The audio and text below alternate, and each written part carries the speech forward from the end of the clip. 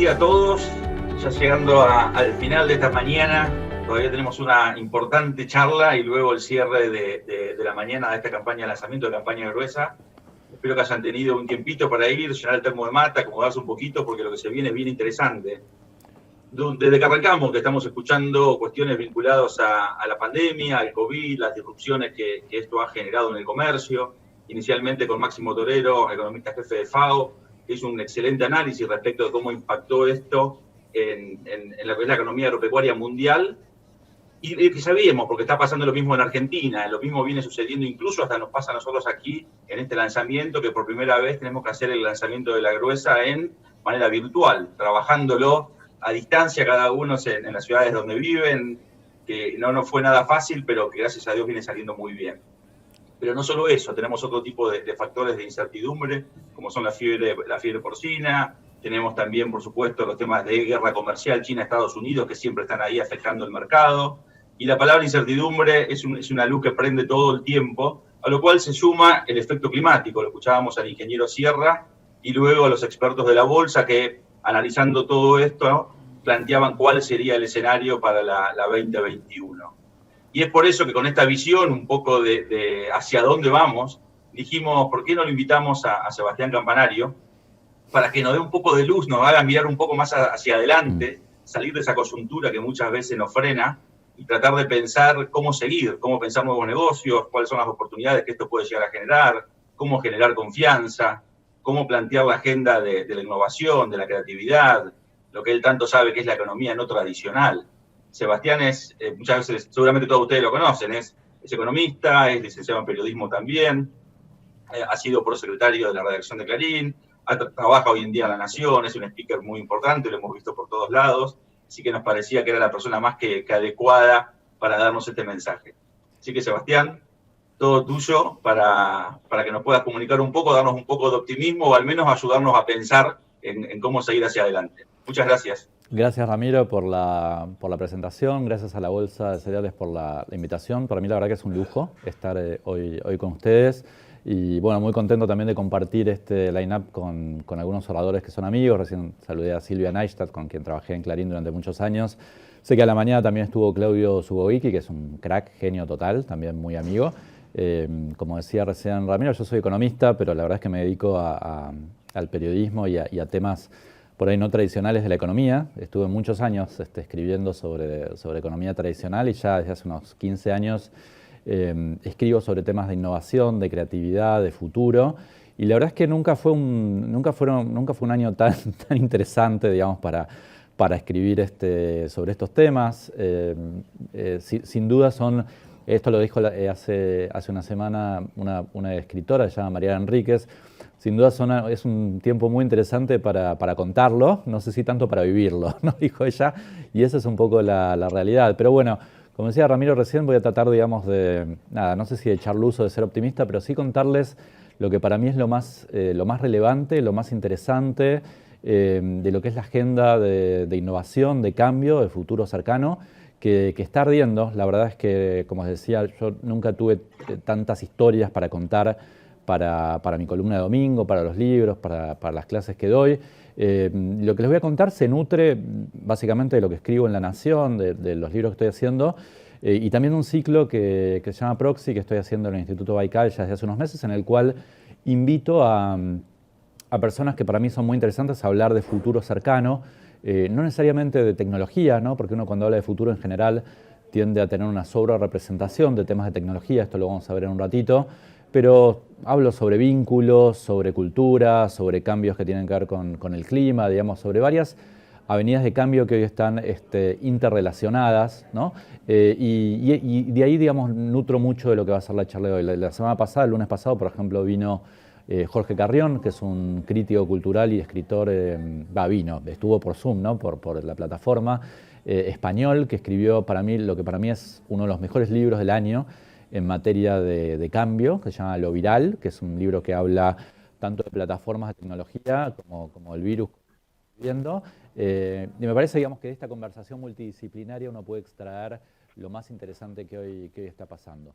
Por eso uno tiene que empezar, digamos, a empezar a describir lo que es el proceso de cambio que estamos viviendo en este 2020, hay una primera derivada, o hay una, si se quiere, una primera instancia de cambio que tiene que ver con la aceleración o turboaceleración de un montón de tendencias que ya se venían dando y que de golpe, por ahí estábamos pronosticando que algo iba a ocurrir en 5 años, 7 años, y se dio todo entera en este primer semestre del 2020, ¿no? Ese por ahí es el tipo de cambio más obvio.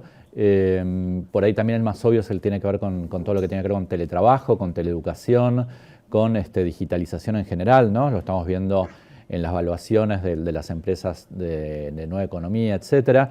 Lo estamos viendo en novedades que tienen que ver con inteligencia artificial. Este slide que ven aquí es un artículo que salió hace 10 días más o menos en el Guardian, 100% escrito con un sistema que se llama GPT-3, que salió hace un mes y medio aproximadamente. Yo ya escribí 2 notas en La Nación, en la columna del Tereco, y el domingo que viene vuelvo a escribir sobre este tema, me parece que es fascinante. Es un sistema de lenguaje natural de inteligencia artificial que es unas 150 veces más poderoso que el anterior, que era el GPT-2, que permite ya desde escribir poesía, que no podemos distinguir si la hizo un humano o un algoritmo, hasta hacer artículos más sofisticados de investigación. Hasta ahora la inteligencia artificial permitía escribir notas simples, ¿no? de la bolsa o de deportes o de la cosecha, pero ahora, digamos, el GPT-3 permite hacer artículos muchísimo más sofisticados.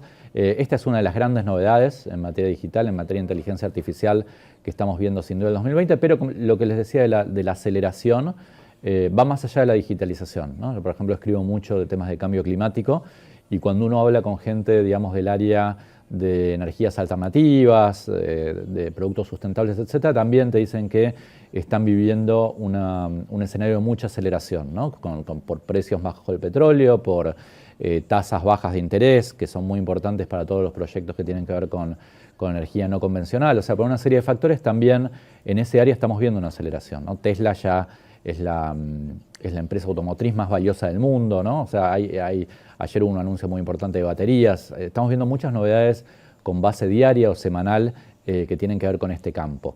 Pero después hay toda una línea de cambios que son, si se quiere, menos obvios y más impredecibles que estas aceleraciones, que tienen que ver con la complejidad de lo que estamos viviendo, ¿no? A mí me gusta mucho también siempre leer y escribir sobre complejidad, que por ahí, para describirla en medio minuto, la complejidad no es algo complicado, ¿no? Un motor de un auto es algo complicado, es algo que a nosotros, por más que no sepamos nada cómo funciona el motor de un auto, si alguien nos explica cómo funciona, se toma con mucha paciencia durante muchas horas, varios días, eventualmente si el motor se rompe, podemos llegar a arreglar una pieza y el motor anda.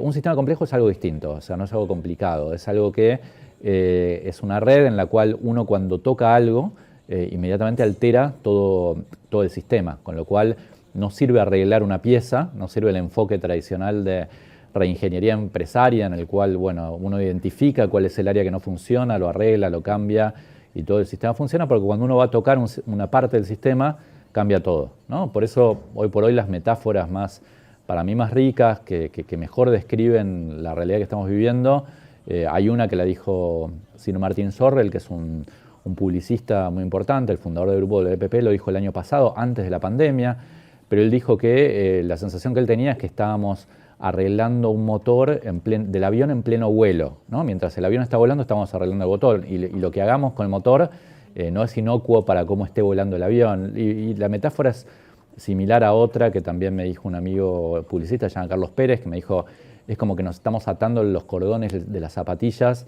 mientras estamos corriendo, ¿no? O es como que estamos escribiendo una obra de teatro mientras la obra está discurriendo. Estamos en el escenario con los actores circulando, con la decoración, con el vestuario, etcétera, y ahí estamos escribiendo la obra que está. Y sin duda, seguramente todos nos podemos sentir identificados con este tipo de metáforas que justamente describen no otra cosa que un sistema complejo, que es digamos, un esquema teórico que empezó a estudiarse mucho en la década del 60-70, pero que hoy por hoy, en un mundo mucho más interconectado, pasa a ser, digamos, muchísimo más ubicuo, ¿no? O sea, Wuhan, donde surgió el COVID en el mes de enero, había unos 500 vuelos diarios internacionales. O sea, estamos en un mundo muchísimo más interconectado en el 2020 que el que teníamos hace 10 años o 15 años. O sea, no estamos hablando de hace muchas décadas. Entonces, en un mundo mucho más interconectado, los sistemas complejos pasan a ser una forma de entender la realidad mucho más importante y mucho más relevante que la que había antes. Y también es un mundo en el cual empiezan a surgir animales muy extraños, ¿no? Nosotros en la primera parte de la charla hablamos de cambios que son de primera derivada, los más cercanos, ¿no? En lo que se llama la historia de la innovación se llama el próximo adyacente, que uno puede decir, bueno, qué sé yo, lo que está haciendo Amazon va a ser más importante, pero en todo caso discutimos la velocidad, ¿no? Pero con sistemas complejos empiezan a surgir cosas que nunca habíamos visto y hay un montón. Yo medio que las colecciono, las cosas que estamos viendo, pero hace un par de semanas vi que se había disparado en Estados Unidos la demanda de laberintos. Yo no sabía que había una industria de laberintos en Estados Unidos que tiene escala para todo, con lo cual hay productos de todo tipo, pero hay una cámara de productores de laberintos que en general los hacían para hoteles o para eventos o para ferias, etcétera, y ahora tienen todo un mercado de gente que se puso de moda para meditar en su jardín de la costa oeste, digamos, es un laberinto. Pero de estas cosas, digamos, uno las empieza a ver todo el tiempo, ¿no? También acá las metáforas más ricas son las de la biología. Empezamos a ver realmente animales muy extraños, empezamos a ver carambolas a varias bandas, ¿no?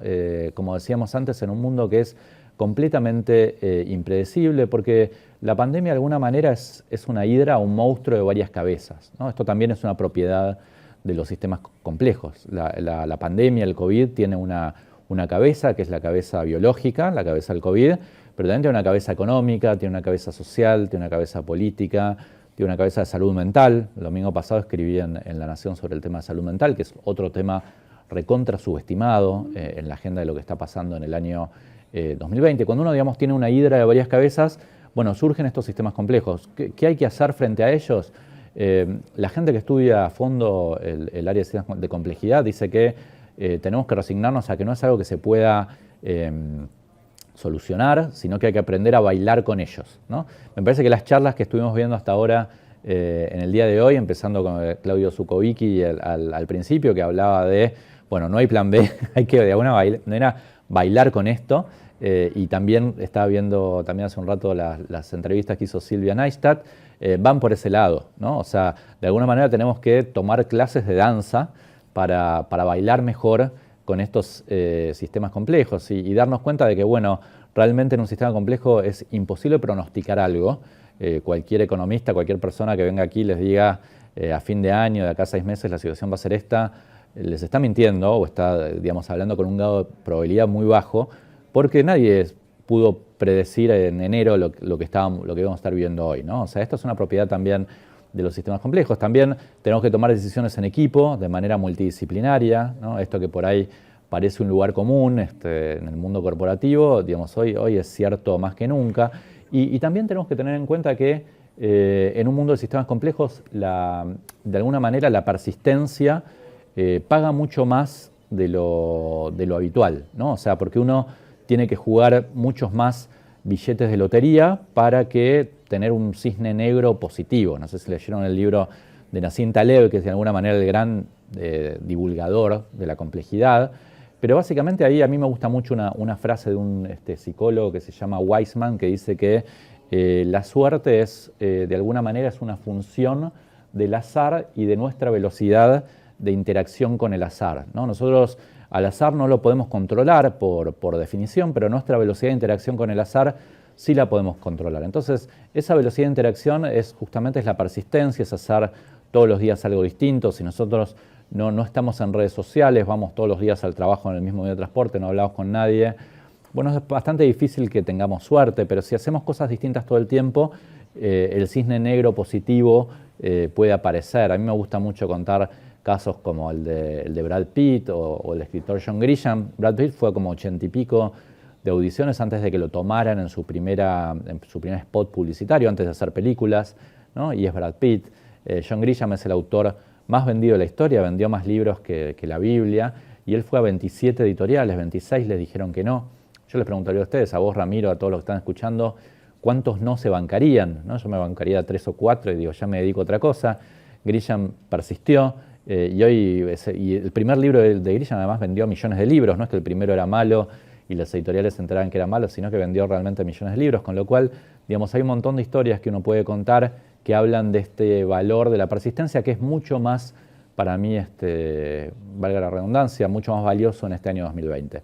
Me parece también muy interesante cuando uno describe el panorama de cambio que estamos viviendo, también hacer énfasis en que no todo es tecnología, ¿no? Y esto de alguna manera lo contamos al principio de la charla, pero cuando uno en general habla de innovación, habla de futuro, habla de cambio, va a un evento, escribe un libro, etc., lo primero que surge es el tema tecnológico, ¿no? Surge el tema de la inteligencia artificial, la biotecnología, etc. Y la realidad es que hoy los cambios que estamos viendo más interesantes no tienen que ver con la tecnología, o la tecnología es una de las patas que hacen ese cambio, ¿no? Pero estamos viendo hoy por hoy varios huracanes de cambio y lo vemos muy claro esto en algunas películas, ¿no? A mí siempre me gusta mencionar casos como el de Volver al Futuro 3, no sé si la vieron, en la cual Marty McFly llegaba al futuro en el año 2015, en octubre del 2015. Yo estaba dando una charla en ese momento en el coloquio de IDEA y a la tarde llegaba Marty McFly, ¿se acuerdan? El DeLorean, estaba la hora 4:23 a la que llegaba, y él llegaba a un mundo lleno de autos voladores, de zapatillas que se atan solas, de hoverboards, etc. Pero bueno, era un mundo en el cual no había personas del mismo sexo caminando por la calle, todo el mundo estaba fumando, ¿no? O sea, no pronosticó el tema de la mejora de hábitos saludables. En la película 2001 Odisea del Espacio de Kubrick pasa algo parecido. Kubrick filma la película en el año 1969 y él en ese momento, digamos, pronostica un mundo para el 2001 lleno de viajes espaciales, pero por ejemplo las mujeres en la película eran todas secretarias, asistentes o azafatas, o sea, Kubrick no ve la revolución de género de la década del 70 y estaba todo el mundo fumando dentro de las naves espaciales llenas de cenicero por todos lados. En los libros de Asimov también, todo el mundo fuma en las naves. Los cambios sociales a veces son mucho más difíciles de predecir porque implican vernos adentro de nosotros mismos, ¿no? La tecnología para mí es algo que por ahí a veces viene externamente, pero los cambios culturales y sociales no. Y uno hoy por hoy puede contar un montón de avenidas de cambio que tienen que ver con temas de género, con cambios culturales, con temas de hábitos saludables, con temas de conciencia de medio ambiente, que justamente, digamos, no tienen que ver con la tecnología. Y si no, fijémonos en cuál fue el gran driver de cambio en este año 2020, que fue el COVID, que bueno, es un tema biológico, ¿no? Que muchos biólogos y muchos médicos lo habían anticipado en los años anteriores. En el libro que les contaba hace un ratito, Lo viral de Carrión, hacen un repaso, digamos, de las alarmas que hubo y cómo también por un tema de complejidad no llegamos, digamos, a darnos cuenta de lo que podía llegar a pasar. Pero de alguna manera tenemos varios huracanes de cambio. A mí me gusta mencionar 5 que son los más importantes. La tecnología es uno, pero también tenemos cambios de ciclo político, cambios generacionales, demográficos, cambio climático, ¿no? Hay cambio biológico que estamos viendo también. Digamos, hay muchos huracanes de cambio. Y a mí me gusta también mucho, digamos, de alguna manera juntar este marco mental, este mindset de la complejidad, con el marco de las decisiones, ¿no? Y acá les voy a dar 3 o 4 tips o herramientas que a mí me parecen bastante prácticas para movernos en este contexto de aceleración de cambio, porque realmente es un momento de aceleración de cambio como nunca habíamos visto, y que tienen que ver, yo estudio mucho y escribo mucho sobre economía del comportamiento. La economía del comportamiento es una rama de la economía no tradicional que surgió en la década del 70 también, con 2 famosos psicólogos israelíes, que ganó uno el premio Nobel y el otro falleció, que son Daniel Kahneman y Amos Tversky. Ahora en un ratito les voy a contar del libro nuevo de Kahneman, que está buenísimo y se los recomiendo también. Pero ellos empezaron a sistematizar lo que se llaman sesgos, ¿no? Son los errores que cometemos sistemáticamente, que hay como 200, o sea, no vamos a hablar en esta charla de todos, pero hay 2 o 3 que me parece que son bastante nocivos para procesos de cambio y para procesos de innovación. La mayoría de ellos tienen que ver con una gran familia de sesgos, que son los sesgos de statu quo, ¿no? Son esta manera de pensar que a veces tenemos de decir, la verdad que a mí en el 2001 me dijeron también que iba a cambiar todo y al final no cambió tanto, en el 2008 lo mismo, entonces demoramos una serie de decisiones de cambio porque nos cuesta mucho cambiar, esa es la realidad por un montón de motivos. A mí hay un subsesgo de esta familia de statu quo que me gusta mucho mencionar porque me parece tremendamente costoso y somos poco conscientes de este sesgo, que es el sesgo de omisión, por el cual en general cuando tenemos que tomar decisiones, después juzgamos a la toma de decisiones de manera mucho más drástica que a la no toma de decisiones, ¿no? A ver si se entiende esto. Si yo tengo que tomar una decisión, el efecto puede ser tan grande o tan chico, o tan grave o no grave como el de una no decisión, ¿no? Sin embargo, en una empresa, supónganse en su organización agropecuaria, se castiga a la persona que tomó una decisión, que tuvo una mala consecuencia, pero no se castiga de forma simétrica a la persona que no tomó una decisión con un costo de oportunidad, ¿no? O con una mala consecuencia. Entonces, hay una simetría muy grande y esto lo que produce es un sesgo contra la toma de decisiones.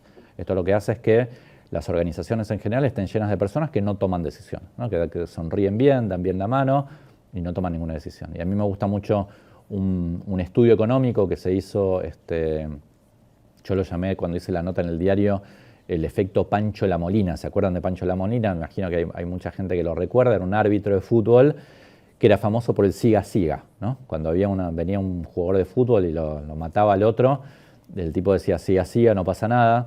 Y hay un estudio de economistas del comportamiento que lo que hicieron fue ver qué pasa en el área penal cuando un árbitro duda si fue penal o no, y en general lo que tiende a hacer el árbitro es a no cobrar penal, ¿no? Entonces está demostrado empíricamente que este error de tipo 1, que es que si cobrás penal y no fue, la hinchada te mata, y si no cobras penal y fue, no es tan grave el error, es mucho más grave que el error de tipo 2, ¿no? Entonces está demostrado empíricamente que tendemos a no tomar decisiones. Y esto es muy grave en estos tiempos que corren, porque cuando pasa lo que está pasando hoy de mucha aceleración de cambios, es muy costoso no tomar decisiones, ¿no? Entonces todo lo que sean sesgos contra la toma de decisiones son muy costosas. Les mencionaba, este es Kahneman, el que están viendo ahora en el slide, es el psicólogo y economista israelí, que está sacando un libro que sale ahora en el mes de abril del año que viene. Yo lo comenté la semana pasada, no, la anterior, en La Nación, que se llama Ruido, Noise, que él justamente ahí habla de todos los errores de decisión que tenemos, que no son sesgos, ¿no? Que son cuestiones de cómo nos levantamos ese día, cómo es el clima, cómo comimos, ¿no? Hay un estudio famoso de jueces israelíes que son mucho más severos en las penas que dan antes de comer, cuando tienen hambre, que después del almuerzo, cuando tienen la panza llena. De esos factores hay un montón y los cuenta Kahneman en su nuevo libro, y hoy estamos viviendo un mundo de ruido, de alguna manera, en las decisiones. Aún súper expertos en el tema agrícola, en el tema financiero, en lo que sea, hoy tienen decisiones, tienen posturas muy distintas, ¿no? en lo que puede llegar a pasar. Y por supuesto, hay otro sesgo u otra contra, mental que sufrimos mucho y que también es mucho más, perniciosa y ubicua en el año 2020, que tiene que ver con la ansiedad, ¿no? O sea, estamos todos muy ansiosos hoy, muy estresados. Cuando estamos estresados, tomamos peores decisiones. O sea, los sesgos se amplifican. Y uno de los sesgos que se amplifican es el tema de la ansiedad. Y la ansiedad, incide directamente en un tipo de error de toma de decisiones, que es el sesgo de salto a conclusiones, que es como estamos muy ansiosos. Hoy a la tarde nos juntamos en nuestra empresa para definir, no sé, qué tipo de fertilizante compramos el año que viene, o cuánto invertimos, etcétera, etcétera. Y como estamos muy ansiosos por la situación, la primera idea que surge ya le damos el ok y pasamos al siguiente orden de lista. Y las ideas en general necesitan un tiempo de maduración, ¿no? Yo escribí un libro que se llama Ideas en la ducha, que justamente habla, de lo que es la creatividad, que es la unión de puntos que nadie había unido con un valor agregado, ¿no? En este slide están viendo que los puntos sin unir son conocimiento, los puntos unidos en línea recta son experiencia, y los puntos unidos de manera creativa son un gato, si se fijan ustedes, los puntos son los mismos. Lo que hagamos nosotros con esos puntos son nuestro producto creativo. Y nuestro producto creativo es mucho más rico cuando dejamos que las ideas se asienten y maduren un tiempo. Yo como periodista, como escritor, lo que noto es que la mayor calidad creativa de una nota tiene que ver con el tiempo que yo puedo dejar pasar entre que se me ocurre la idea de la nota y que la nota sale publicada, ¿no? Y esto lo pueden ver absolutamente con cualquier proceso que ustedes estén tomando, ¿no? O sea, empiezan a aparecer caminos y decisiones oblicuas. ¿Y por qué también es tan importante el pensamiento creativo, o pensar fuera de la caja, o pensar de manera disruptiva, o pensar de manera oblicua, o la palabra que quieran usar hoy en día, porque estamos en un mundo en el cual los factores de deterioro en muchos casos son exponenciales. O sea, siempre se habló de exponencialidad para la tecnología, para la inteligencia artificial, ¿no? Exponencialidad es esta curva que durante un tiempo va por debajo de una línea incremental y en un momento explota para arriba. Y hoy por hoy en todo lo que tiene que ver con cambio climático, bueno, ni que hablar con el COVID, en un montón de temas, tenemos deterioros que son exponenciales, con lo cual las soluciones no van a ser incrementales, o sea, no van a ser más de lo mismo, sino que van a ser decisiones con ideas completamente distintas, ¿no? Entonces, esta es la lógica que tiene hoy pensar de manera fuera de la caja en el gobierno, a nivel individual, de reinvención nuestra y a nivel de toma de decisiones en las empresas, ¿no? Yo estoy escribiendo un montón también en el diario y estoy haciendo charlas, etcétera, de lo que tiene que ver con economía de la pasión, Passion Economy, que es un nombre medio cursi. Y un amigo me dijo que es un oxímoron también, que no puede, los economistas no son apasionados, no pueden estar en el mismo término, pero tienen que ver justamente con un montón de herramientas que está habiendo en este año 2020, que hacen que surjan un montón de nuevos modelos de creatividad, que tienen un sentido muy amplio, ¿no? O sea, cuando hablo de economía de la pasión no estoy hablando solamente de pintores, de actores, de, no sé, de escritoras, sino de asesores, de consultores, digamos, seguramente el 99% de las personas que hoy están escuchando, digamos, verían resonar en su día a día herramientas de la economía de la pasión, ¿no? Que si quieren después en la charla con Ramiro lo podemos profundizar o en los temas que quieran hablar. Y ya para empezar a redondear un poco la charla, me gustaría hablar un poco sobre el péndulo del optimismo y el pesimismo. Ramiro al principio cuando me presentó dijo, bueno, ver si podía traer un poco de luz, un poco de optimismo. Yo soy, a nivel personal, siempre muy optimista. Me parece que eso tiene que ver con un tema de personalidad, ¿no? En este curso que les contaba que doy en Baikal, se llama Proxy, cada tanto tengo como una racha de gente muy negativa, ¿no? muy distópicos en su forma de ver el futuro, y trato de invitar a alguien que sea un poco más optimista. Y lo que me di cuenta es que no, es un tema muy personal. O sea, hay gente que es muy optimista a nivel personal o muy pesimista, que depende de los puntos que uno elija para contar una historia. La historia puede ir para un lado a un futuro, digamos, menos ominoso o más ominoso, con lo cual depende mucho del ADN de cada uno. Yo en general tengo más optimismo. En general los periodistas tenemos una tendencia a contar historias más pesimistas porque son un título, o sea, siempre vende más una distopía que una utopía, pero en general hay varios relatos, ¿no? Que tienen que ver con el futuro, que van desde una continuidad hacia una adecuación a los límites, hacia una transformación o hacia una distopía y colapso, ¿no? A mí me gusta pensar más en una transformación. Hay un filósofo norteamericano que él habla de un concepto que es la ambitopía, ¿no? Que es una especie de Corea del centro entre la distopía y la utopía. Acaba en un chiste, ¿no? Que es un señor que dice el fin está cerca y otro le dice esto no tiene fin y le dice que es un optimista, que dice que el fin está cerca, acá, digamos, al lado de un declive medio permanente puede ser una situación más optimista, pero hoy lo que vemos hoy de alguna manera cuando vemos, leemos, no sé, a Harari, a Taleb, a Pinker, a todos los pensadores que hoy están hablando de cambio. En general, a mí me gusta ponerlos en 4 cuadrantes que tienen que ver con, por un lado, la velocidad de cambio, ¿no? Hay gente que en general dice que no está cambiando todo tanto, pero la mayoría de la gente dice que sí, que está cambiando todo mucho. Y el optimismo o el pesimismo. Uno ahí puede identificar un montón de autores. Y la realidad es que hoy la mayoría están por el lado de una velocidad de cambio muy grande y más tirando para el lado pesimista. Esa es la realidad. Pero a mí, digamos, me gusta, digamos, pensar siempre de manera optimista.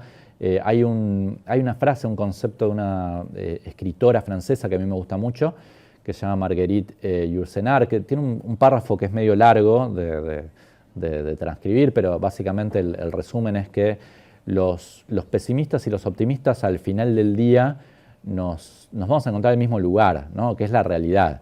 Digo, de acá a un año, los que seamos optimistas y los que son pesimistas, nos vamos a encontrar ahí en esa realidad. Y en el medio, en ese año, bueno, la pasa un poco mejor la gente optimista, ¿no? Entonces, ese es un buen argumento, digamos, para no ser tan pesimista.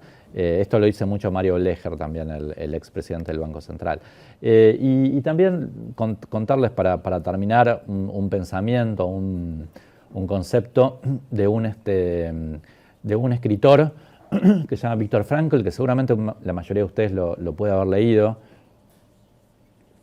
Yo ahora durante la pandemia, una de las cosas que hice fue ordenar las bibliotecas de casa con mis hijos, con mi mujer, y uno cuando hace eso descubre un montón de libros que o que no los leyó o que los leyó hace 10 años, que es lo mismo que si no nos hubiéramos leído, ¿no? Pues yo ya tengo 47, digamos, la memoria empieza a traicionarte, pero hay un libro que es alucinante que se llama El hombre en busca del sentido, de Viktor Frankl, que tiene un montón de enseñanzas para el presente, pero que tiene una que a mí me gusta mucho, que es, él habla mucho de volverse un maestro o un experto en expectativas intermedias, ¿no? Lo que dice es que cuando él estaba en Auschwitz, la gente que tenía expectativas muy positivas, que pensaba que, no sé, que la semana que viene venían los aliados y los iban a liberar, bueno, esa gente no sobrevivió, porque se frustraba todo el tiempo, ¿no? Pensaba que la semana que viene los liberaban, etcétera, y como no pasaba, se frustraba, y se terminaba muriendo. Y del otro lado también la gente que era muy negativa, que tenía expectativas muy malas,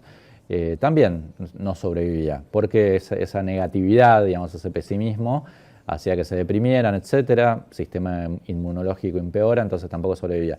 Él lo que dice es que en el caso de él y en el caso de la gente que sobrevivió, era gente que tenía expectativas intermedias, ¿no? O sea, como habló hoy Claudio Zukovicki, como hablaron todos los expositores en este evento de la Bolsa de Cereales, no estamos diciendo, digamos, que la semana que viene o dentro de un mes se solucionó todo, pero tenemos que pensar que de aquí a unos meses o a un tiempo intermedio, las cosas sí pueden empezar a mejorar, ¿no? Entonces, me parece que el tema de expectativas intermedias hoy es un tema central como recomendación, como marco mental para navegar, digamos, este océano de aguas tan profundas. Y dicho esto, creo que más o menos estamos en tiempo, no tengo timer acá, pero si te parece, Ramiro, podemos hacer algún tipo de diálogo. La verdad que para mí es, como les dije antes, es un gusto estar aquí con ustedes. Siempre tengo miedo de ser demasiado disparador de muchas cosas porque me entusiasmo mucho con lo que digo, pero bueno, espero que haya sido más o menos claro en la exposición. Seba, muchas gracias. De acá los aplausos virtuales, realmente espectacular. Muchas gracias. Si estuviéramos en el Salón de la Bolsa que habitualmente usamos, seguramente explotaría de aplausos. Y sí, lamentablemente lo generaste, por lo menos en mí. Disparador de un montón de cosas, ganas de preguntarte, ganas de leer libros, autores que también tengo en mi biblioteca y tengo ganas de desempolvar ahora con esta pandemia para releer. La verdad que es fantástico. Te voy a hacer algunas pocas porque tenemos 10 minutitos nomás hasta el cierre. Dale. Pero no quería dejar de aprovechar para ver un poco más de detalles. Hablaste del sesgo de status quo que me apasiona. Ese sesgo, si querés, bastante dañino, vos mismo lo dijiste, te impide vos el miedo a cambiar, a innovar. El costo que pagarías por innovar y que te vaya mal es lo suficientemente alto, o lo percibís de esa manera, como para paralizarte un poco, ¿verdad? Ahora, lo llevo al agro, lo llevo al sector primario, y uno ve que el agro en Argentina es una máquina de innovar. Ha desarrollado o ha adoptado tecnología que no necesariamente se desarrolló acá, pero que la aplicó de manera masiva en muy pocos años, incluso a niveles récords, que ningún otro país, por más desarrollado, o acceso al mercado de capitales mucho más amplio que el nuestro, por supuesto, ha logrado imitar. Y uno lo analiza, lo mira fríamente, y se queda con la idea, en Argentina el campo normalmente está desprotegido. En términos, hay un indicador que hoy mencionaba Nelson Inescas en el panel anterior, que es el PSE, que mide la protección efectiva a los productores. El título es protección, porque se supone que los países protegen. Ahora, en Argentina ese indicador no solamente es negativo, sino que es muy negativo, están desprotegidos. Entonces, las transferencias del campo digamos, al consumidor por menores precios o al gobierno por mayores impuestos es muy alto, alcanzando más o menos, yo creo que el promedio daba 12.000 millones de dólares por año entre el 2007 y 2016, para que tengas una idea. Eso es algo así como un 30% de los ingresos brutos abajo antes de arrancar. Entonces me preguntaba, y pensando un poco en la economía del comportamiento y en este sesgo, si esa salida desde un lugar más desfavorable no te obliga a innovar. Quizás innovás por las razones incorrectas, sí, pero en definitiva estás innovando. Sí, a ver, primero que nada coincido 1000% con vos. Si hay una historia de éxito en lo que es la agenda de innovación para contar de la Argentina en los últimos 20 años, es la del sector agrícola, ¿no? Y yo la cuento mucho siempre en las notas, no sé, la invención de la silobolsa, la siembra directa, digamos, todas las cosas que ustedes ya recontra saben. Creo que a veces, por lo menos cuando yo voy a alguna reunión con empresarios del sector, no siempre hay una autopercepción de este nivel de innovación. A veces hay como que se tiran un poco abajo y se ven a sí mismos como conservadores, ¿no? Y a mí me parece interesante, digamos, hablar de que la innovación en general no tiene que ver solamente con Google y con Amazon y con Tesla. Muchas veces uno ve historias de innovación en sectores, no sé, en sectores textiles, en sectores primarios, en minería, en lugares que uno diría que no son los más innovadores del mundo y sin embargo ve historias increíbles, y al revés, vas a alguna oficina de alguna de estas empresas que mencioné antes y son un lugar súper burocrático también, o sea, hay realmente de todo. Me parece que sí, lo que tenés que tener en cuenta es que el sector agrícola también hoy tiene un costo de oportunidad más alto que el que tenía hace 20 años, ¿no? Que tenías poco para perder, hoy está situado en un escalón bastante más alto, entonces cuando te pasa eso, bueno, sos un poco más cuidadoso a la hora de tomar decisiones de innovación, pero sin duda las vas a tener que tomar, digamos, aún que uno tome en cuenta el 1%, digamos, de escenarios súper disruptivos, como, no sé si conoces a Tony Seba, hay un montón de gente que está diciendo que, no sé, que el tema agrícola va a cambiar un 50-80% de aquí a 10 años por alimentos sintéticos, etcétera. Aunque vos digas, bueno, solo el 1%, digamos, de eso va a ser cierto, ya es un cambio muy grande, ¿no? En temas de precios, en temas logísticos, en temas de mirada. Entonces, sí o sí estás obligado a pensar de una manera distinta. Pero lo que me parece de positivo, digamos, para el campo, y vos lo resaltabas mucho recién, Ramiro, es que, bueno, tenés una buena base para apalancarte, porque fuiste realmente pionero en un montón de procesos de innovación en los últimos 20 años. Entonces, tenés con qué, digamos, afrontar lo que viene. Me voy a tomar de eso. Dijiste recién lo de la comida sintética, me encantaría ir para ese lado, pero tenemos solo 5 minutos, así que te voy a hacer la última pregunta. Dale. Usualmente asociamos innovación no sé, a las nuevas ciencias, ¿no? Más por el lado de la informática, la tecnología, la robótica, inteligencia artificial, muchos de los conceptos que vos estabas brindando, y usualmente a gente más bien joven, ¿no? Ahora, uno de tus últimos libros, no sé si es el último, habla de la revolución senior, y vos recién hablabas de algunas de las innovaciones del agro, hablabas de siembra directa, hablabas del silo bolsa, un montón de técnicas, de procesos que se han ido desarrollando y que todos han sido de más 45, y en algunos casos más 60 y hasta más 70.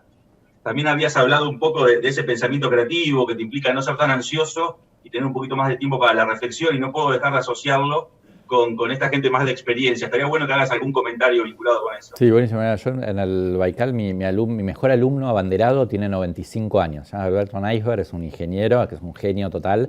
Yo escribí el año pasado el libro Revolución Senior, que salió en el mes de junio, y que ahora con la pandemia, digamos, se multiplicó la venta, pues pasó a ser un sector, digamos, el sector de personas más de 50, 60, mucho más protagónico en el año que tenemos.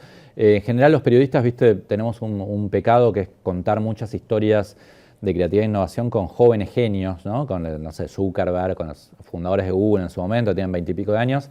Pero la realidad es que las grandes innovaciones de la historia vienen de personas de más de 50, 60 años, por algo bastante lógico, como decías vos recién, para el caso de la silobolsa, los casos del campo, si la creatividad es unir puntos que nadie había unido, y viste, te acordás que hace un ratito vimos un slide que lo mostraba, los puntos son tu experiencia, son los libros que leíste, son las películas que viste, las relaciones que tuviste, etc. Entonces, y eso está correlacionado directamente con la edad que tenés, ¿no? Entonces, de alguna manera, es bastante lógico ver que esos momentos, digamos, eureka, como se llama el momento eureka, el momento de la creatividad, como se llama en la literatura de la creatividad, bueno, surjan mucho más cuando uno tiene muchos puntos para unir y por lo tanto mucha experiencia. Hay un economista llamado David Gallenson de Chicago que estudió esto en miles de casos. Él lo estudió en el arte, ¿no? En directores de cine, en pintores, en escritoras, etcétera. Y lo que él ve es, bueno, en qué momento de tu edad vos pintaste el cuadro más caro o dirigiste la película más taquillera. Y siempre ese punto está a los 60 y pico, 70, y hay un montón de casos que te puedo contar acá. El otro día, anteayer, el otro día estaba viendo una película, les recomiendo mucho, está en Netflix, se llama The Darkest Hour, ¿no? La hora más oscura, que es la historia de Churchill en los 6 días entre que asume y, bueno, que pasa de todo en esos 6 días, ¿no? Hasta que estuvo Inglaterra al borde, digamos, de ser invadida por Alemania, etc. Y él asume ya siendo una persona mayor y le dice a la mujer, qué lástima que no asumimos antes cuando éramos más jóvenes. Y después lo que hizo fue, digamos, las mejores decisiones de estadista de la historia que puedas tener, de una persona súper adulta. Y todas las decisiones de Churchill cuando era joven fue un desastre, ¿no? O sea, eso lo aprendí después en una discusión en Twitter también, bueno, para vincularlo con lo que hablábamos de expectativas intermedias. Warren Buffett, que es el hombre más rico del mundo, tiene 90 años. El otro día Bill Gates le mandó una torta de cumpleaños de 90. Él hizo el 99% de su fortuna después de los 50 años, ¿no? Y cuando le preguntaron, él está casado también desde hace 40, 50 años con su segunda mujer. Es muy interesante la historia de Buffett. Su primera mujer lo dejó por el profesor de tenis. Lo abandonó al hombre más rico del mundo. Y la mujer le presentó a su segunda esposa. Le dijo, mira, tengo esta amiga que va a andar bien con vos, que soy. Y Buffett la conoció y es desde ese momento su mujer. Y le preguntaron en una entrevista, bueno, cuál era su secreto para tener un matrimonio tan duradero y tan saludable, y Buffett contestó low expectations, ¿no? Bajas expectativas, ¿no? O sea, siempre comparando con las expectativas es cuando podés tener ganancia. Esto es un chiste, pero bueno, Buffett también es un exponente muy claro de la revolución senior y te puedo contar 1000 exponentes más de mujeres y varones.